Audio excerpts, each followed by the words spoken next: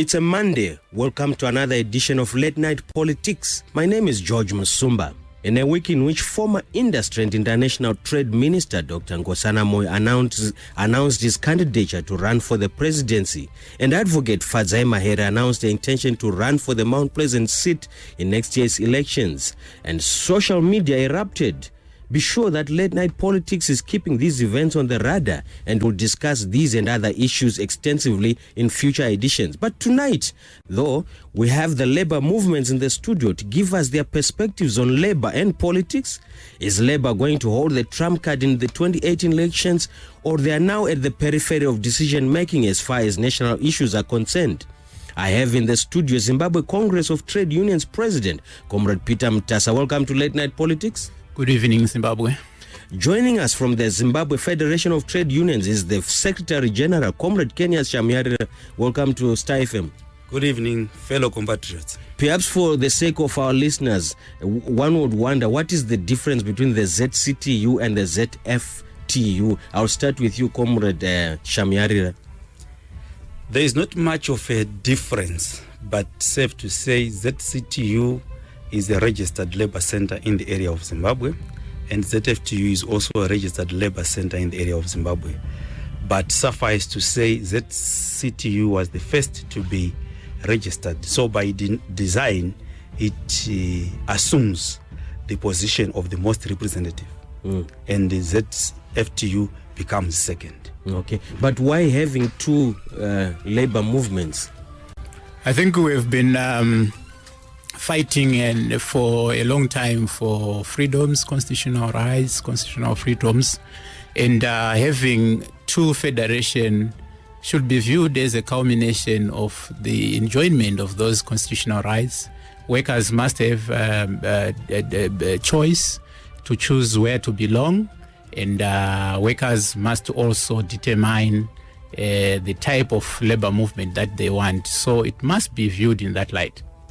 But previously, some would say that there was political party influence in terms of how the ZCTU and the ZFTU were operating. Is that still the case, that you are affiliated to certain political parties? Thank you. I think what one needs to realize that trade unionism is the highest stage of nationalism the world over.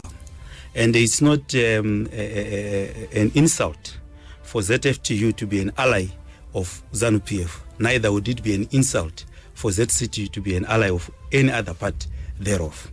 Because politics determines the workers' welfare, and the workers' welfare and stamina determines any political projection. Anything to add on that, Comrade Mutasa? I think Kennias is right, and you can even check on our history. This is not a new phenomenon. It has been always like that. You can't separate labor movement from political developments. You can't separate economics from politics. And if you check on our history, the liberation struggle, it started from the workplace. It started with trade unions, and it moved on even after independence. Most of the political and civil and political rights, socio-economic rights, were championed through trade unions. So it's not something that is out of this world. Even if you go to Europe, you go to America, you see trade unions determining the political developments in those countries. However, for ZCTU, we know there's a perception that we are an appendage or aligned to one political party. That is not correct. It's a view that is echoed by people who do not know. ZCTU remains independent and has its autonomy, although we have the right to determine whom to align with on a particular issue or whom to disengage from on a particular disagreement. But Comrade Mutasa, one would look at the birth of the MDCT and its relationship with the ZCTU. Is there a divorce now? Why should you look at the birth of the MDC as if that's what started? You must look at the birth of the nationalist parties. They were formed by trade unionists. We are talking about Benjamin Burombo, we are talking about Joshua Nkomo, Sipaz Msipa, Joseph Msika. A lot of trade unionists formed nationalist parties. You should also go back and move faster after independence to 1981 and look at who formed the ZCTU, who mobilized for the amalgamation of the 6 or 5 federations to form one ZCTU. It was ZANU-PF. So there's nothing anew, there's nothing that is out of this world. So we have always been involved in politics, and if we then moved on and facilitated and coordinated and mobilized for the formation of the MDC, that does not mean that we are MDC. We're formed with the assistance of ZANU-PF, but we are not ZANU-PF. So we facilitated the formation of MDC, and we are not MDC. But at that particular time, I will come to you, Comrade Shamuyarira. At that particular time, relations between the MDC, between the ZCTU and the government, surely they took a knock because of the formation of the MDCT. What is the situation now? I think it was a terrible mistake for whoever was in government at that particular time to view formation of the MDC as an attack by the ZCTU, because they should have understood that most of them, in fact, their liberation struggle, who fought in the liberation war, they should have understood that this is the maturing of our democracy. This is what they were fighting for. So for a start, that was a wrong approach by those who were in government and who are still in government. But if you look at it, relations have never been cordial between labor and government the world over, even where we have social democratic parties or workers' parties, the so-called workers' parties or labor parties in government. There are bound to be disagreements, but that is what trade unions are there for. We are in the struggle and we'll continue with the struggle. Okay, let me come to you, Comrade Shamuyarira. The ZFTU and its alliance with ZANU-PF, what is the relationship like now, looking at the economy? And is there room, has this affected your agitation for the workers' rights, that you are affiliated to the ruling party and so forth? I think first and foremost, we are not an affiliate of ZANU-PF. Neither are we an extension or an appendage of ZANU-PF. We are an ally. The word ally means equals. What do we mean equals in terms of structures? ZANU-PF has got its structures, ZFTU has got its structures. We only marry to each other on identical ideological principles. We are a socialist class-oriented trade union bloc.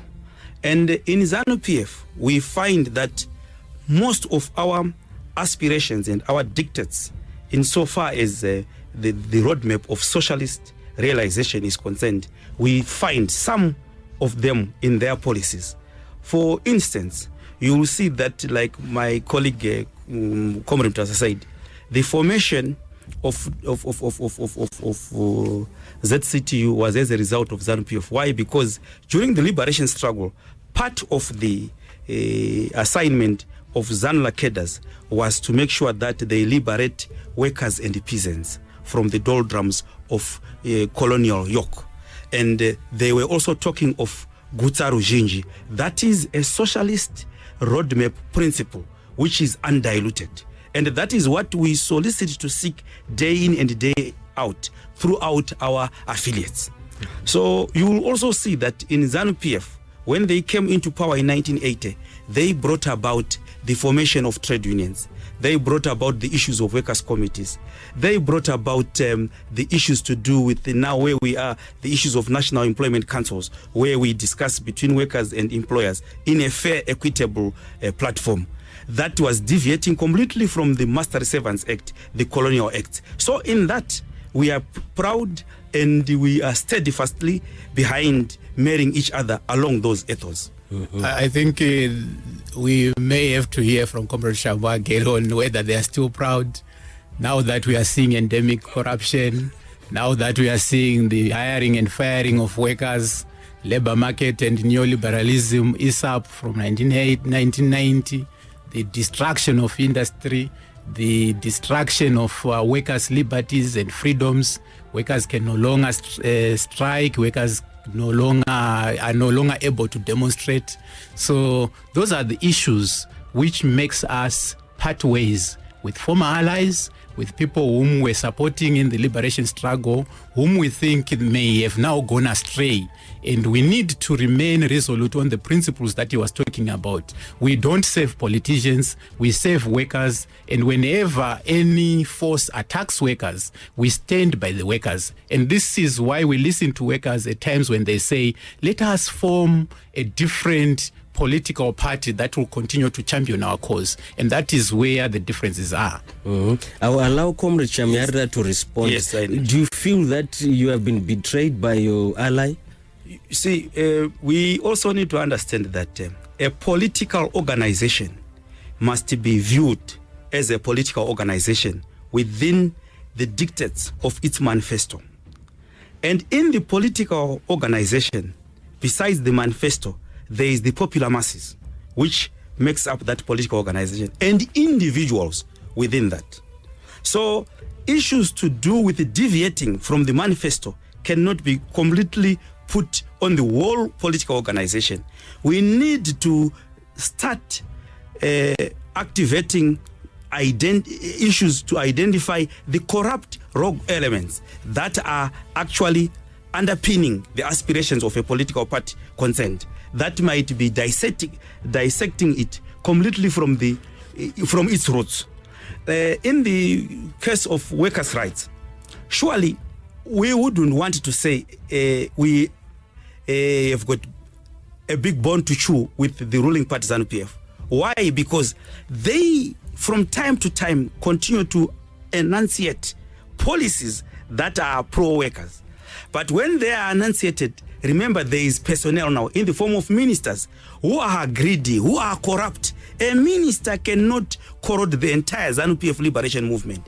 No, we will not accept that. That would be naive. That would be a mockery to the existence of politics at any play. But Comrade Shamuyarira, sorry to interrupt you. At that point, have you called a meeting with your ally to say, look, this particular minister is blocking the aspirations of what we have always been fighting for?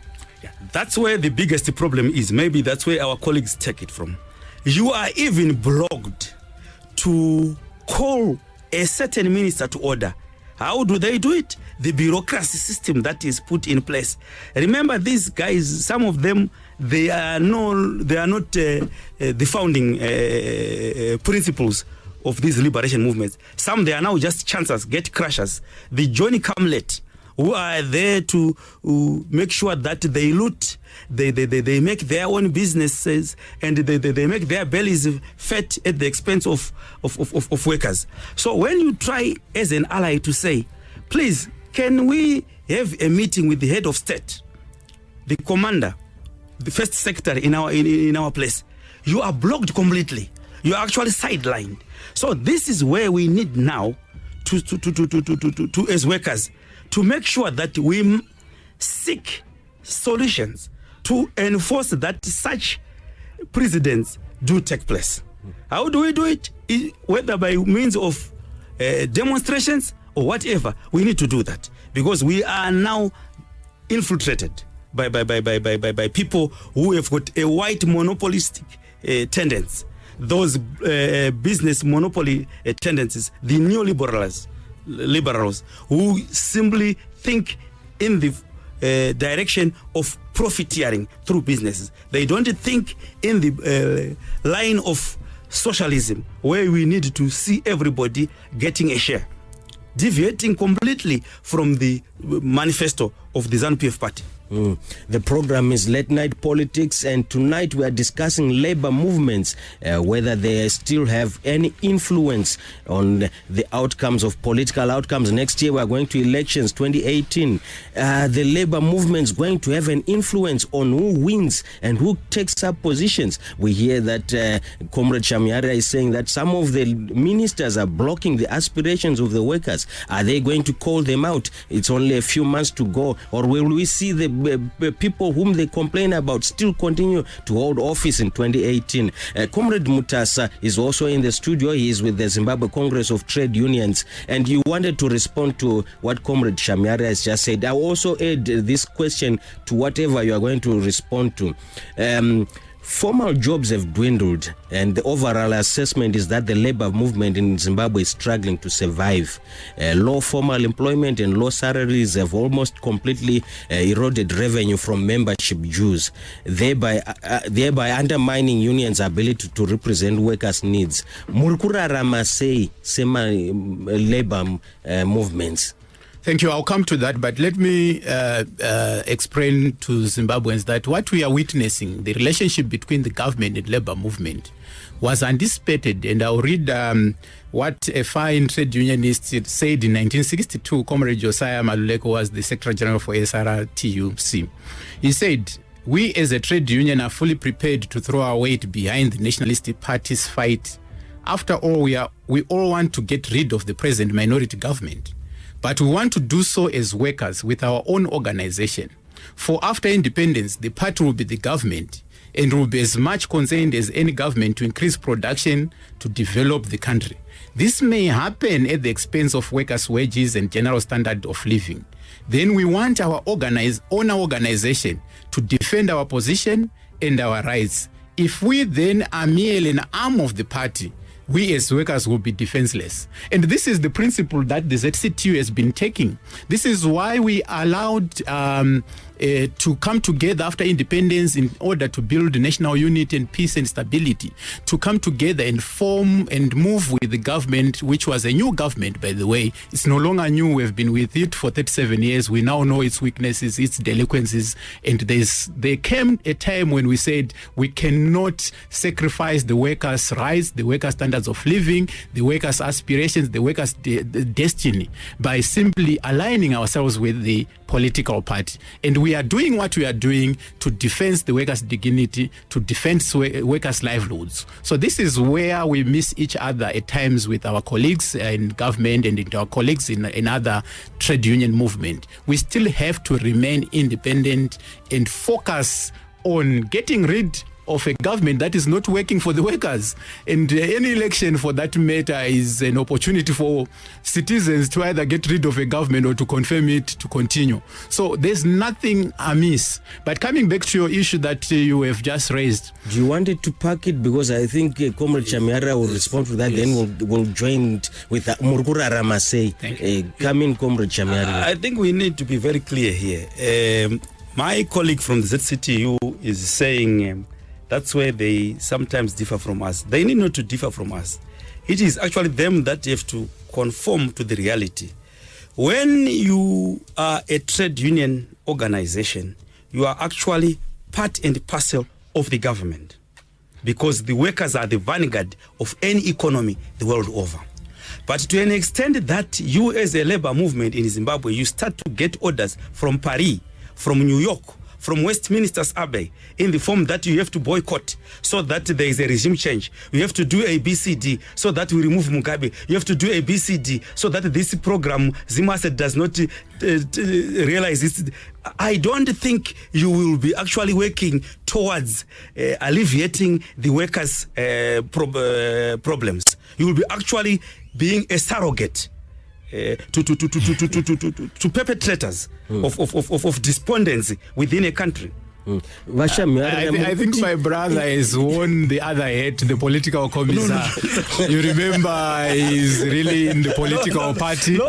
He was campaigning in 2013. I'm sure this year he's raising his voice so that he's known by the party that is standing for them. But the issues that we are propagating have nothing to do with Paris. If my kid is hungry here in Zimbabwe, I don't need to wait for a white man in Paris to tell me that my kid is hungry. If I'm failing to send my school children to school, I just need a fellow black headmaster to tell me that I have not paid my fees. And those are the issues that we spent our days fighting for.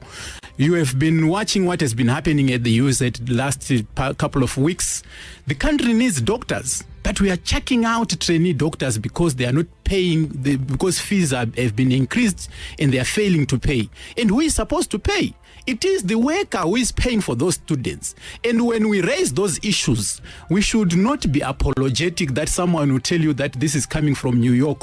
New York is training its own doctors. London is training its own doctors. Paris is training its own doctors. It's our patients, our mothers, grandmothers and sisters that are dying at Parenyatwa and Gomo.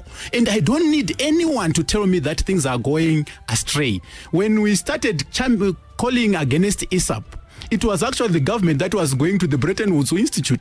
So the first institution to prostitute was the government. It was the government which went to IMF and World Bank. And they can't call us that we are prostituting. They are the ones who sold our souls by embarking on an ISAP, Economic Structural Adjustment Program, that we told them that it will not work, it will destroy our lives. So they can't call us black. We are all black and we are not surrogates of anyone. We are demanding food on the table. We are demanding good lives. For goodness sake, Zimbabweans deserve good lives. We are not cursed. Comrade Shamuyarira, I want to, because he's raised issues of the plight of the workers here. Yeah. At some point, I remember discussing with you and asking the new leadership in business, in industry, everywhere. They've come from, some of they are even within the party, the ruling party. And yet when they get there, the rights of the workers completely fall away. And this is the new, what you call, the new bourgeoisie. Yes, how are you relating to this as someone who is dealing with people whom you have worked with, but suddenly when they get to that step, how are you dealing with, besides you are saying that he's getting orders, and yet maybe you are raising the same issues? Yeah, yes, that's it. I see where I say getting orders is the issue of job boycotts, the issue of stayaways. It's never a recipe that has been seen manifesting into development in the whole world. Workers have got a right to strike for a particular issue and for a particular time. That is time framed.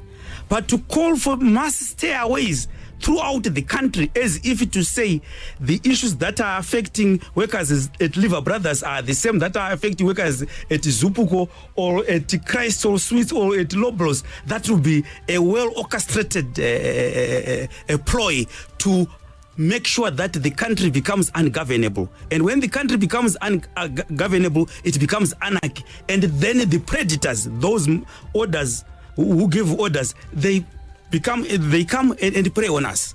But that's not the issue at all. You see, we are in the midst of what we call predators within the political jackets, those comprado bourgeois. Those are the people that are running the government. Those are the people that are pretenders. Those are the people that are corrupt to the core.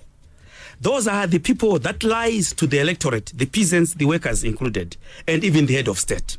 Why? Because many times you see the 10-point plan being brought about, very excellent, with good steps to go about. We have got the Kadoma Declaration, which we do together as government and as labor, with the sacrifices from both parties. We agree with the ministers. We have got the Zim asset. But down the line, you would see it is now being misconstrued by the ministers, by the politicians, the heavies, you see. So this is where we are having a biggest problem. You see, these ministers, they look East Police. I was in China sometime, and you see, the issue of tax evasion is a cancerous disease that has contributed the issue of non-payment of civil servants' bonuses, even the liquidity crunch that we are facing right now. Because they've been to China, but in China, the mode there of tax revenue collection is very clear. By the press of a button, through that point of sale, but the money goes straight to the government treasury. So there is no room for a company A or a Chinese B to try and confiscate the tax. the government is always afloat with monies that it is supposed to get. But here, look, you will find that some companies are 3 years, 4 years in arrears in terms of tax payment. And you expect that government to pay workers, and you expect government to enhance its programs that will respond to the needs of its citizenry. That is naive. That's how we should not, that's not how things should be done. So the crux of the matter is on corruption. We need to nib the corruption. We need now to have a party that says, yes, we've got the Zima asset, we've got this, but for a cabinet minister to be appointed, you must be on a fixed term contract that is performance based. We need to have a party that will say, permanent secretaries, you are all on a performance-based contract, fixed term. We can't continue to have serial recycling of an old, tried, corrupt fellow who is known by the entire country. Even vote of no confidence. You keep on having that mean person in ministries. That is where we are having a problem. And the president needs to be assisted. And I hope he must be listening to such programs, His Excellency. We have no problem with him, but we have got a problem with his guys that he continues to surround him, and giving him fake smiles. You see, yet they are actually having ulterior motives against this government. So this is where, as workers, and together with our colleagues from ZCTU, we must nib on the issue of corruption. You see, I have just told you, we have got this issue of employee share ownership schemes. It's a beautiful, brilliant thing that workers in Tongat, Hullet, in Sugar, they must be allowed to have their own pieces of land, plant their sugar cane, send it to the mill in their own consortiums. That's good. Doctors, if doctors are having their own surgeries, teachers, why can't we have teachers being given certain pieces of land and build more schools that will assist the land reform? Because education is the recipe for any progress. You see, so these are the things that we should look, not to look at an employee share ownership program or trust that is orchestrated to benefit few elite people that are so much inclined to the powers that be. Comrade Mutasa, he has painted a grim picture of what he has called the bourgeoisie, which has now taken over, and it's sucking the wealth of the nation and for its own benefit. Do you also see that same grim picture as the ZCTU? I think I've known Comrade Sham for a number of times, and we have various discussions, and I think this last part has been very honest.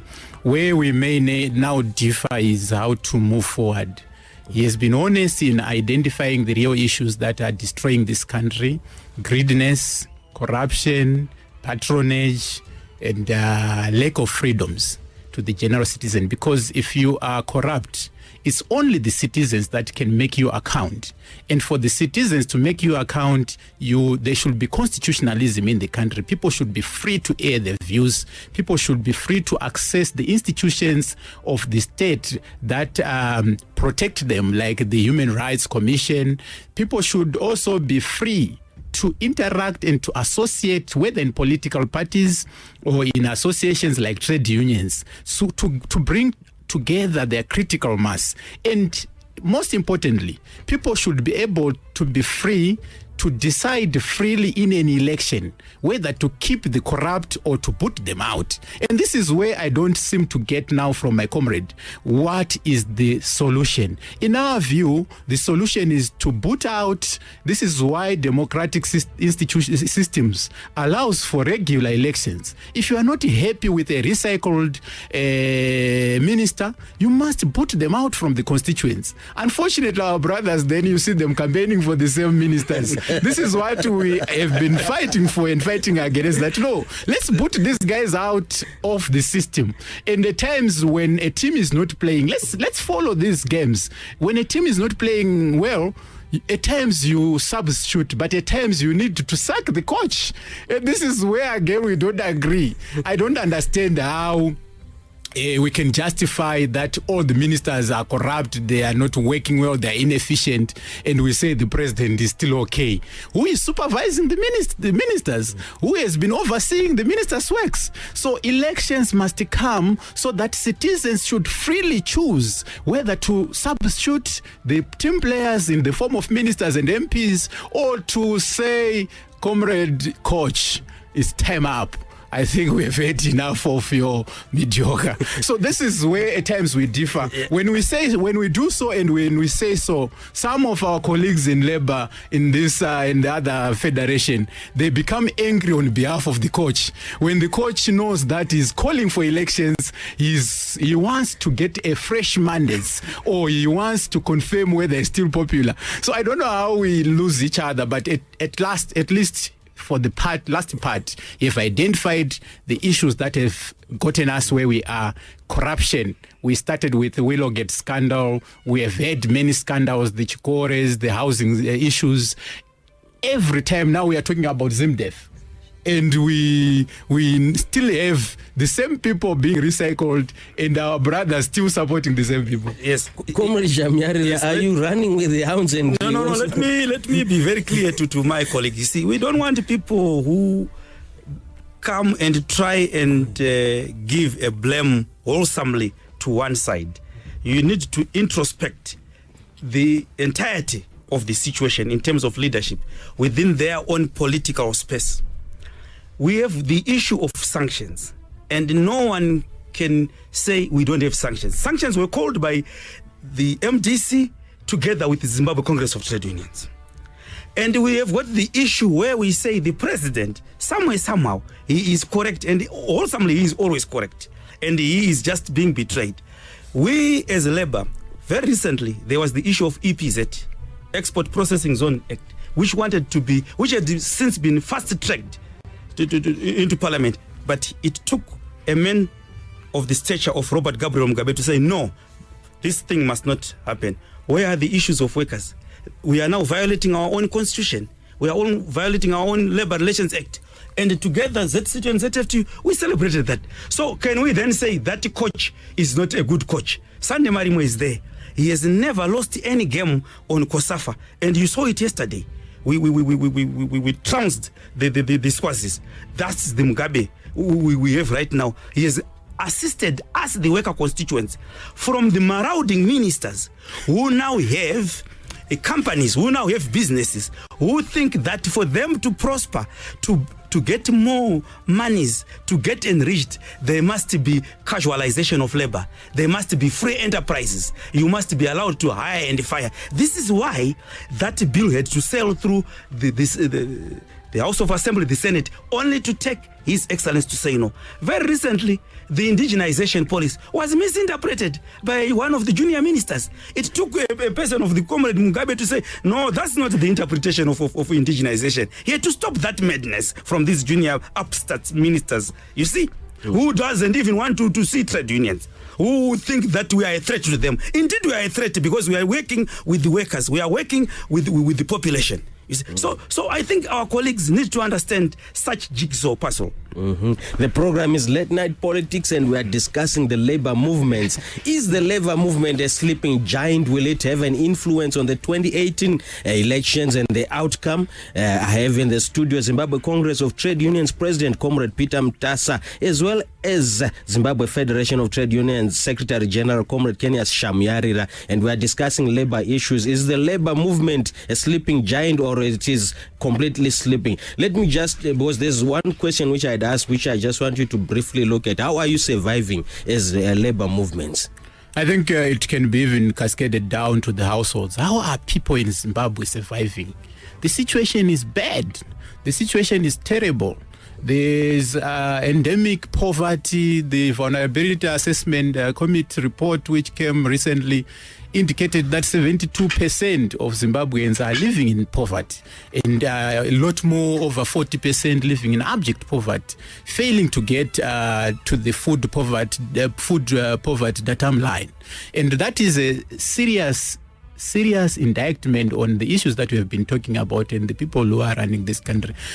If you look at how organizations are surviving, especially trade unions, which depend on employment levels, in a country where maybe only 3% are formally employed, in the last labor force survey of 2014, only 5.5 were formally employed, which equates to around 350,000.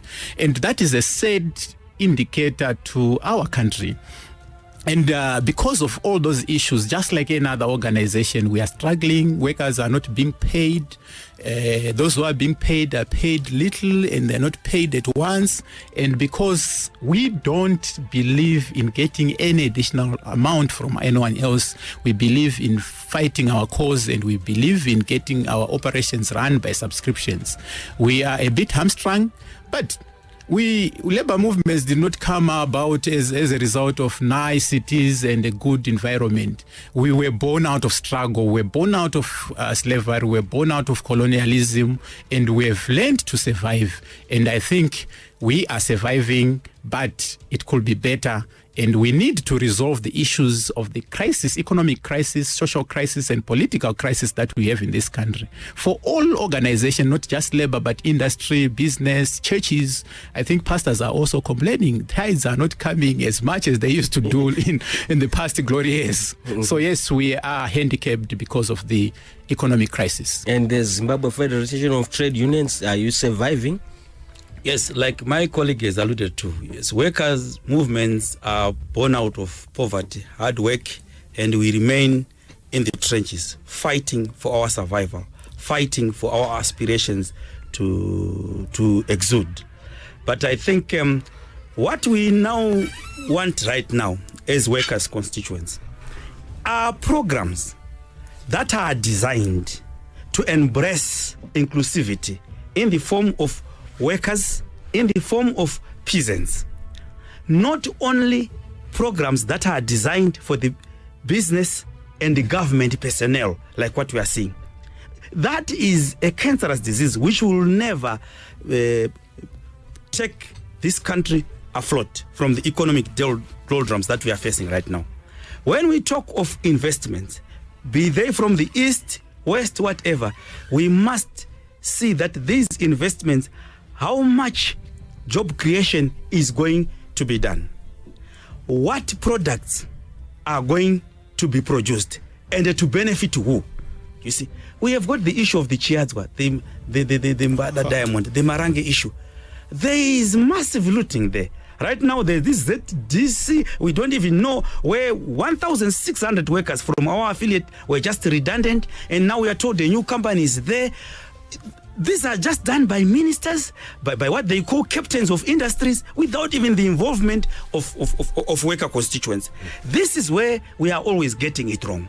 Because you at the end of the day, you still need a worker, and the worker is needed. Even in the command agriculture, it is very successful, but now that it is successful, it must not be successful to an individual farmer. It must be successful to the farmer who is, to the farmer worker who is tilting the land, who is reaping, who is doing everything. We must start to see also those workers beginning to have mortgages, to be able to buy houses, to be able to send kids to schools.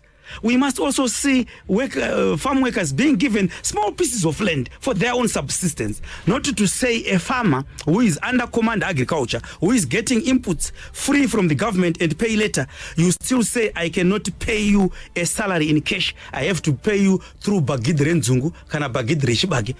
You see, that kind of thing is a mockery to any serious development that we seek to address as a nation.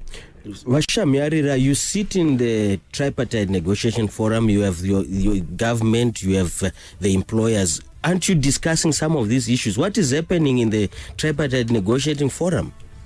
My brother, my colleague, I will also come to you, yes. Comrade Mutasa. We sit in the TNF, and there is a clear roadmap which is very favorable to both parties, government, business, and labor, the Kadoma Declaration. But you will find year out, year in, certain government officials, they want to pluck it, certain things that are favorable to workers, throw them away, and try to bring in new things through back door. And in order to create a deadlock, and deadlocks will always be there, because we are not fools. You see, we can't be taken akimbo by people whom we know they are only there to fatten their bellies.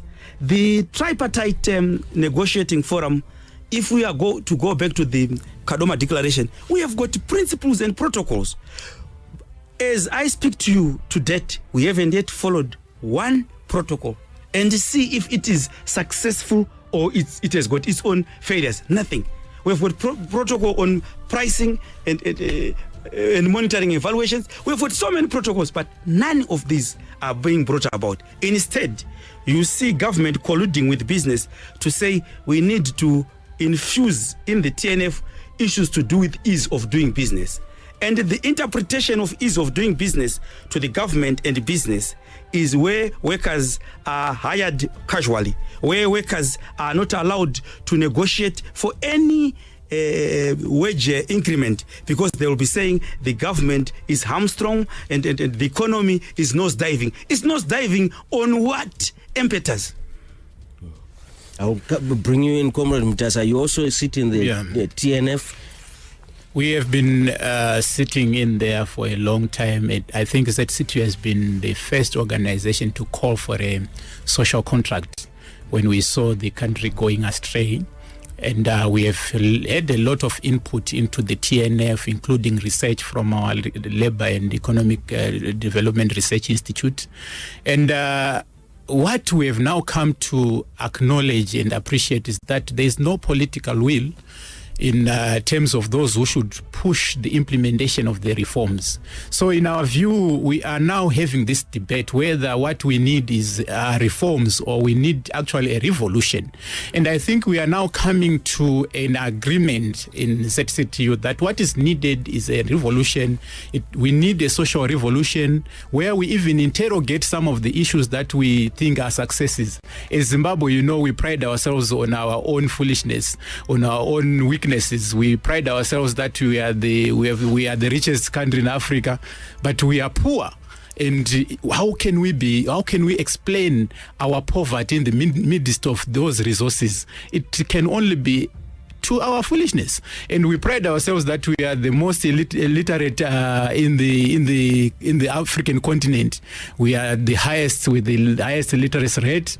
And what is the explanation of the economic crisis that we are facing? It's because we pride ourselves in our foolishness. We have everything what it takes to be successful, but we just cannot move ahead because we don't think properly.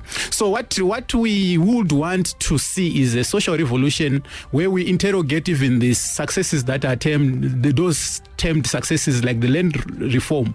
Is it a success story when someone is having 2,000 hectares? When people are failing, workers are failing to buy 100 square meter in Harare? Is it a success when people are land is parceled to people in Noton, people in Mavuku, and they then subdivide it and sell it at an astronomical prices for the citizens of this country who should benefit from the land freely? So we need a revolution, social revolution. We also need an economic revolution. And this economic revolution should take us back to what were the ethos, what were the values of the liberation struggle, which we think people have lost out.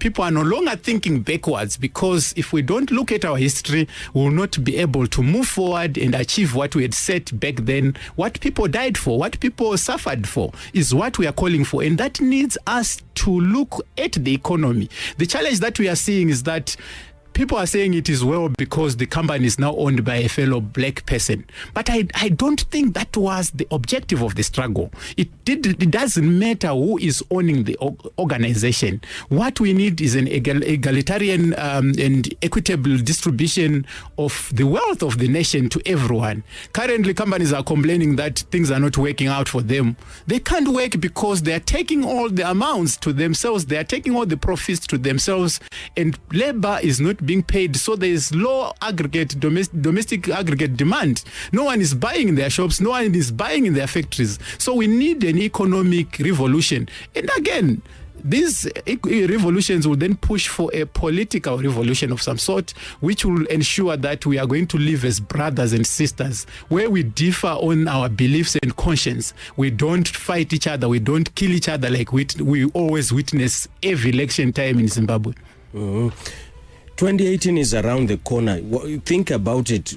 You talk of economic revolution, but also political revolution. Think about how we possibly, because you've only got about 12 months, and once people decide in 2018 who their leaders are, that is it. But let me come to you, Comrade Shamuyarira. You have painted a grim picture of some of the ministers. You are saying that they are the ones who are really blocking access to the president, access to the rights of the workers. As a strategy, how are you approaching 2018? Do you have particular candidates? Are you forming your own Labour Party? What is happening? Now, is he contesting? Are you contesting? Contesting, we allow workers political animals, like I said in the beginning. We can contest, we cannot contest. No, but you will be contesting? That is up to the people of my constituents. Okay. Yeah, that's right. Right. I think revolutions come in successive waves.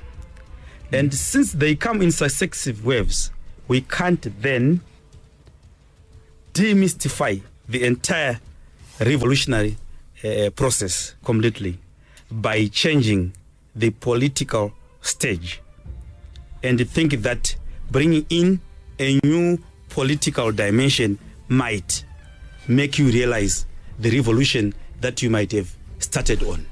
I'm talking of the revolution in Zimbabwe, where we were freed from the colonial bondage. We have moved in successive waves to the issue of labor rights, the issue of constitutional reforms, the issue of human rights, the issue of whatever rights you might talk of, even emancipation of women, gender parity, all those things that they are in process. But what is now critical is to make sure that we safeguard that revolutionary process jealously by weeding out corrupt elements. And in the process, we have to know that we have got predatory capitalists.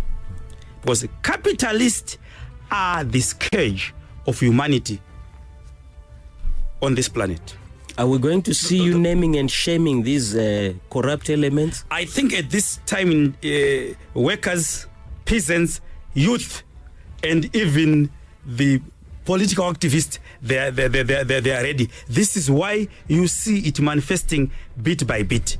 We have seen certain individuals who occupy senior positions in the party being voted against, and they are only lingering on a thread.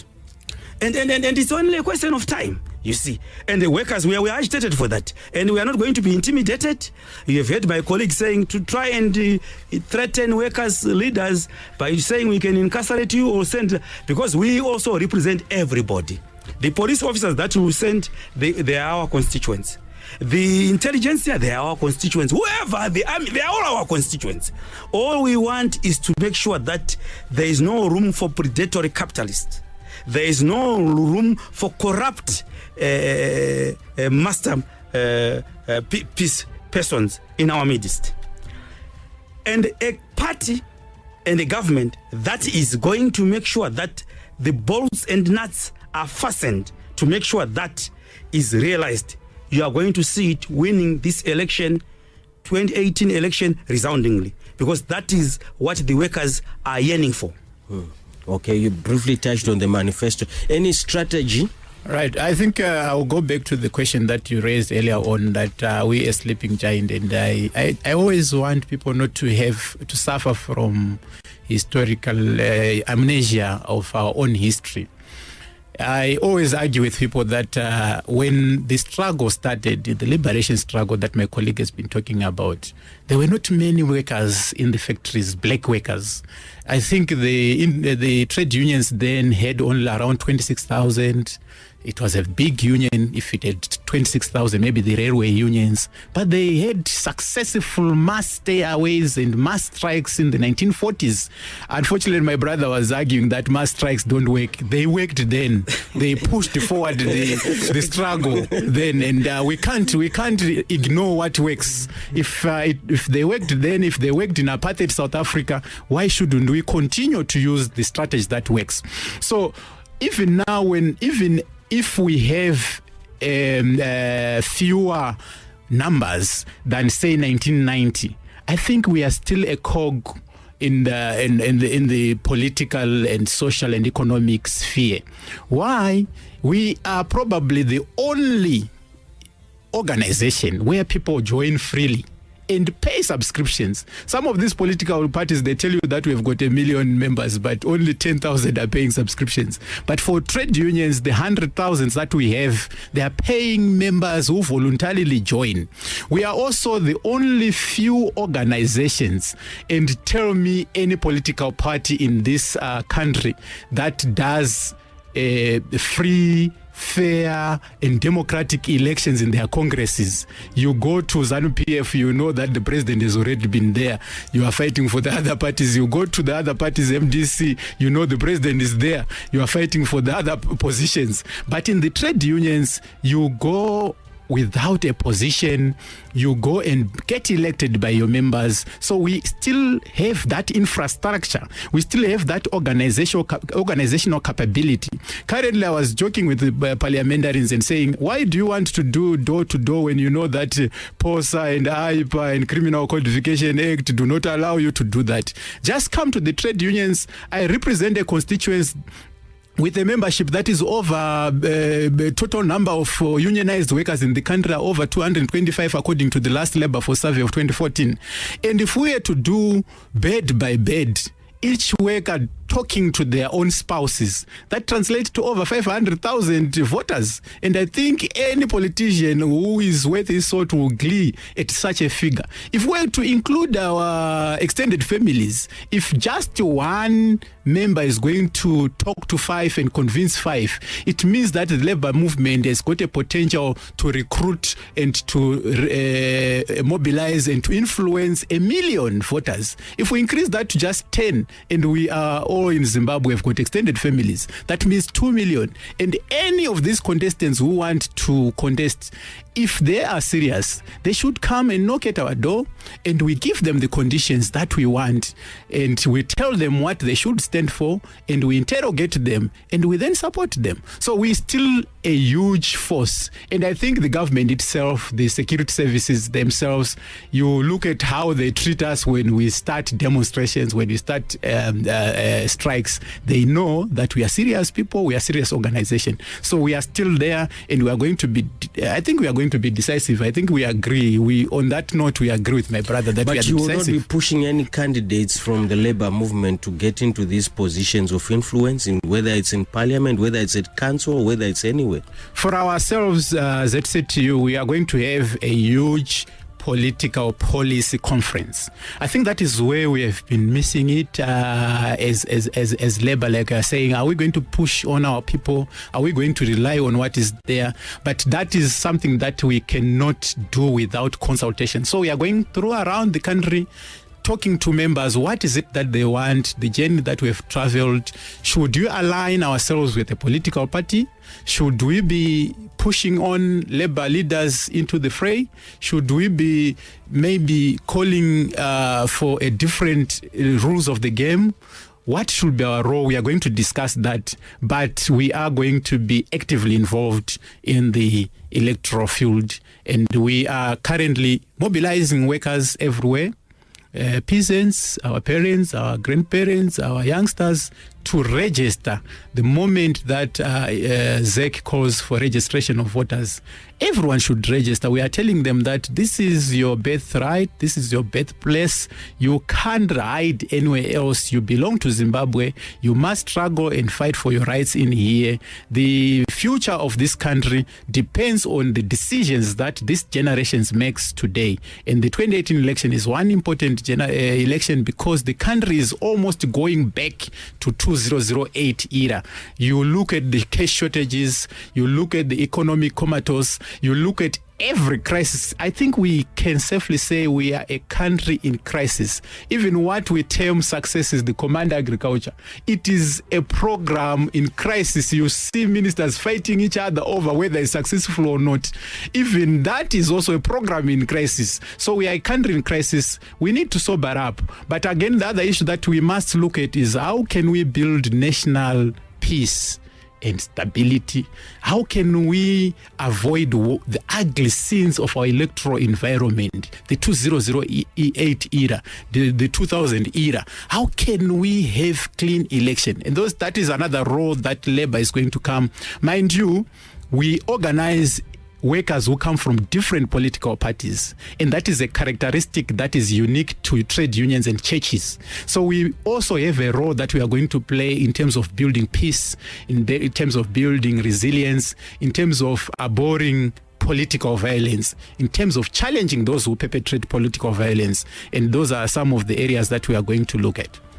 Right. As ZFTU, we are going to push for the re-election of the current sitting government on the basis that we will not want to see a reverse of the gains of the revolution. We want to see continuation of our African heritage, social and cultural fabrication enhanced.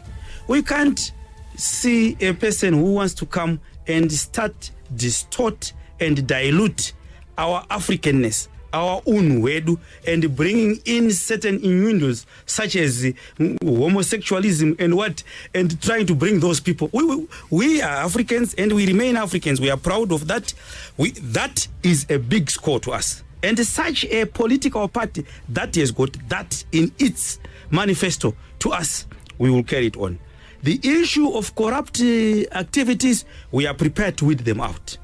And as a labor movement, we are actually going to buttress all the positives that has come through the successive waves I have told you since our attainment of independence, since this government has been in power. And we will not rely solely on the outside opinions. We would want inclusivity as Zimbabweans. And so far, the only problem that we are having as a nation is the small misguided elements who are within, who are trying to shortchange the complete circuit.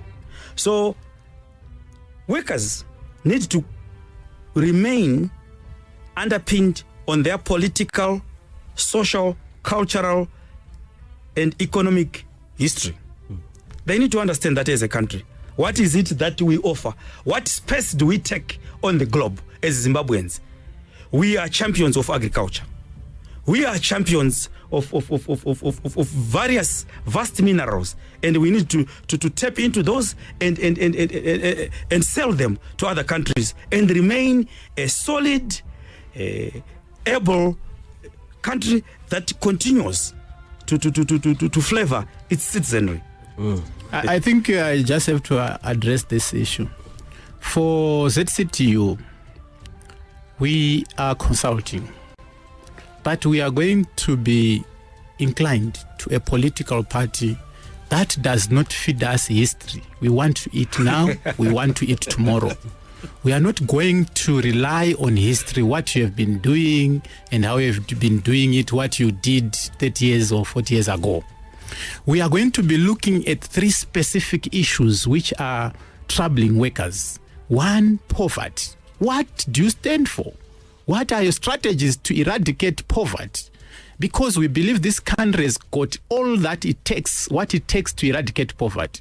We are going to demand that a political party that wants workers' support must have a clear strategy, a clear vision. We don't want blabbers. We don't want rhetoric. We want clear strategies and vision. How you are going to end inequality.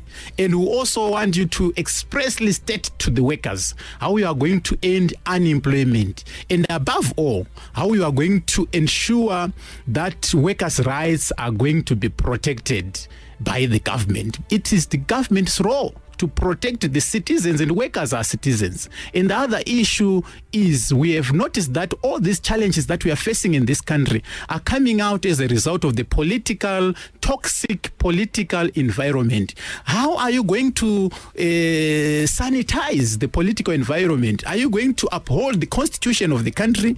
Are you going to uphold the integrity of the country, the security of the country? Are you going to be a peace builder? Zimbabweans have been polarized over political players, and we don't believe that as workers we should continue with that polarization. We're only digging our own graves as a nation, and these are the qualities and characteristics, and we are going to be interrogating each political party. We have not yet said we are not going to support any particular. I'm sure our comrades have already made their minds, okay. But we will seek to convince them that no, don't move with a political party. Move with the interests of the workers. Move with the decisions, the majority decisions of the workers, and not the political party. I may belong to a political party of my choice, but that should not be the deciding factor of whom the workers of Zimbabwe should support. Yes, in 30 seconds, yes. Because our time has run out. You see, we remain resolute that we will go for a party that continues to forward the issues of radical economic transformation and empowerment to the workers and its citizenry. Thank you, gentlemen, for coming through to Late Night Politics. It has been a learning curve. What has Labour got to offer? Is it a sleeping giant, or is it going to be the deciding factor in the 2018 elections?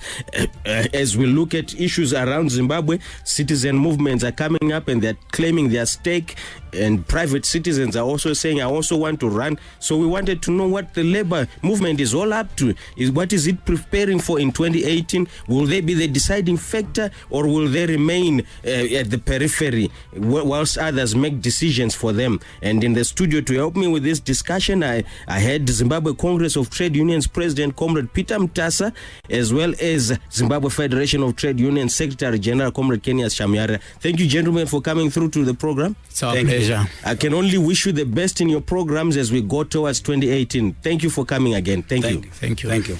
It's good night from George Musumba. Catch me again on another riveting program of Late Night Politics. And thanks to my sound engineer, J Boss, who has been sitting in, giving us good quality sound. Good night. You've been listening to Late Night Politics on Star FM, taking an in-depth look at the Zimbabwean political scene. Join us again next week, Monday, same time on Star FM.